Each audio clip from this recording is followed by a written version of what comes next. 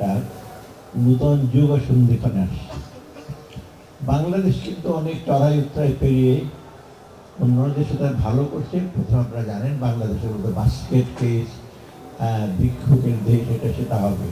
7.5 কোটি লোক যখন ছিল তখনই কিন্তু সন্দেহ প্রকাশ করেছিল মানুষ, বিদেশিরা বিশেষ করে। আমরা এখন 17-18 কোটি লোক, এখন কিন্তু আমরা অনাহারে মারা যাচ্ছে বা অর্ধাহারে মারা যাচ্ছে, বা আমরা অনেকটা অন্য দেশের তুলনায় অবশ্যই এসে বলেছেন যে অন্য দেশ থেকে কিছুটা বেশি আছি, কিন্তু মোটামুটি কিন্তু আমরা সচ্ছল মানে ভালো অবস্থা আছে। এটা কারো একক কৃতিত্ব না, ধারাবাহিক এটা ঘটে। তবে সবচেয়ে বেশি আমাদের দুর্বলতা হলো আমরা আরো দ্রুত এগিয়ে দিতে পারতাম। সেটা আমাদের নিজেদের দুর্বলতা, দুর্নীতি, নিজেদের মধ্যে পরামর্শ, আমার পরার্থকতার অভাব, ইউনিটির অভাব, কোঅপারেশনের অভাব।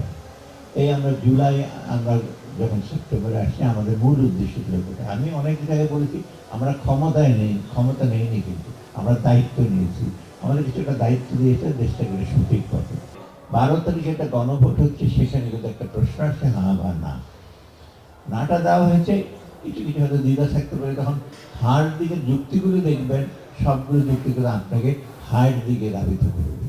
সংস্কার চান কিনা, এবং এটা কন্টিনিউ করুন কিনা, দুর্নীতি দমন হবে কিনা, এবং আইন শৃঙ্খলা থাকবে, আইনি শাসন থাকবে, এগুলি।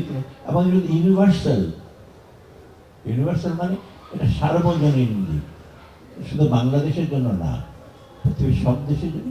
কিন্তু বাংলাদেশে আমাদের কয়েকটা জিনিস একটু উইক আছে, সেটাকে আমরা এসে করতে চাচ্ছি। অতএব এটা আমরা চলে যাবো, অন্তর্বর্তী সরকার, নতুন সরকার আসবে, তারা সেই সংস্কার, তাদেরও কিছু সংস্কার থাকবে। কিন্তু সবচেয়ে বড় কথা হলো আপনাদের অংশগ্রহণ, এবং আপনারা বলবেন এটা এটা চাই।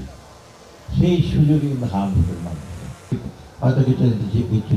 আর সর্বশেষ আমাদের শুরু করা সংস্কারগুলো আমরা শুরু করেছি, শেষ হয়নি, কিছু কিছু হয়েছে এবং সেটা চলবে। কন্টিনিউয়াস ডেভেলপমেন্টটা কিউমুলেটিভ, আপনি সেটা করবে, তারপর আরেকজন এসে করবে।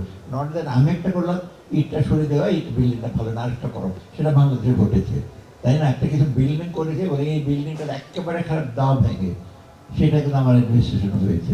অতএব কিউমুলেটিভ জিনিস আমরা সবাই মিলে সম্মিলিতভাবে কন্টিনিউয়াস তাতে চেষ্টা করবেন। আর আপনারা দেশটাকে আগে সুশিক্ষিত করুন, এখনই সময়। আরেকটা জিনিস, এই 12 তারিখে ইলেকশন কিন্তু খুব ক্রিটিক্যাল।